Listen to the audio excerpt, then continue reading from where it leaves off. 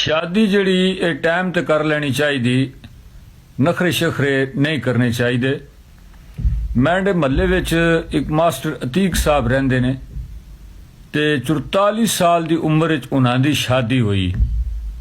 एक दिन दसन लगे भाई मैं जदों 23 साल दा सां ना ते अपनी डायरी विच मैं 40 ऐसी खूबियां जड़ियां ओ लिखियां कि जड़ी मेरी होने वाली बीवी विच होनियां चाहिदियां।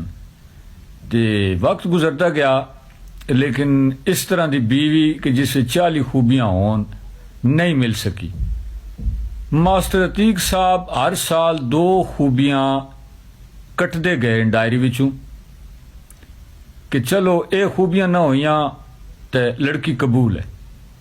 आखिरकार जनाब 40 साल हो गए तो डायरी विच सिर्फ एक खूबी रह गई कि बस औरत होनी चाहिए।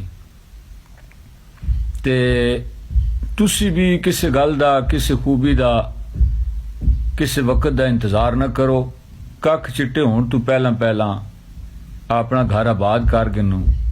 अल्लाह पाक बेहतर करे सुन, खैर उसी घबराने की लोड़ कोई नहीं। जिंदगी के सिलसिले चलते रहते, रुकते नहीं। तो सेहरे दी लड़ियां बनो तो अल्लाह का नाम गिनो तो जनाब ये जिंदगी का सफ़र शुरू करो।